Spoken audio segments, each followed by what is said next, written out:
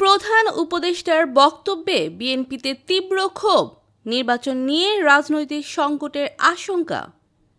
প্রধান উপদেষ্টার ভাষণ আমরা শুনলাম, এটা দীর্ঘ ভাষণ। সেই ভাষণে অনেক কিছু তিনি উল্লেখ করেছেন, এই সরকারের কৃতিত্ব এবং কর্মকাণ্ড, ভবিষ্যতে কি করতে চান ইত্যাদি। তার ফাঁকে এক পর্যায়ে তিনি জাতীয় সংসদ নির্বাচনের একটা সুনির্দিষ্ট সময় ঘোষণা করেছেন।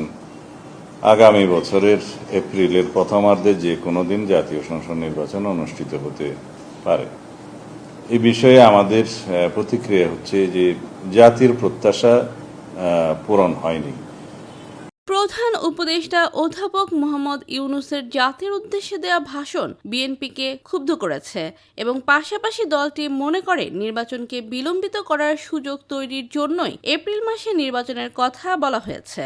শুক্রবার সন্ধ্যার ওই ভাষণে মিস্টার ইউনূস শব্দচয়নে রাজনৈতিক ভব্যতার সীমা অতিক্রম করেছেন এবং একটি বিশেষ রাজনৈতিক গোষ্ঠীর দ্বারা প্রভাবিত হয়েছেন এমন অভিযোগ তুলেছে দলটির জাতীয় স্থায়ী কমিটি। বিএনপির স্থায়ী কমিটির সদস্য সালাউদ্দিন আহমেদ বিবিসি বাংলাকে বলেছেন, নির্বাচনের যে সময় প্রধান উপদেষ্টা দিয়েছেন সেটি বাস্তবতার নিরিখেই তাদের কাছে গ্রহণযোগ্য নয়। গণতন্ত্র উত্তরণ বিলম্বিত হলে সংকট ঘনীভূত হবে। প্রধান উপদেষ্টা ও তার উপদেষ্টা মণ্ডলী নিরপেক্ষ চরিত্র হারিয়েছেন। এপ্রিল কোনোভাবেই নির্বাচন আয়োজনের জন্য যথাযথ সময় নয় বলছিলেন তিনি। তবে জামায়াতে ইসলামী সহ আরও কিছু রাজনৈতিক দল এপ্রিলের প্রথমার্ধে নির্বাচনের ঘোষণাকে স্বাগত জানিয়েছে। আবার কিছু দল মনে করছে নির্বাচনের অন্তত একটা সময় যে সরকার জানিয়েছে এটি তাদের কাছে বড় স্বস্তির বিষয়।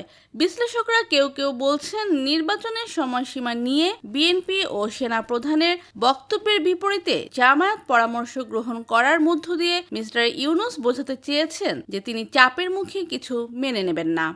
নির্বাচনের জন্য এপ্রিলকে বেছে নেওয়ার মধ্যে একটা জিদের বহিঃপ্রকাশ ঘটেছে। ওরা চাইলো কেন, তাই দেব না।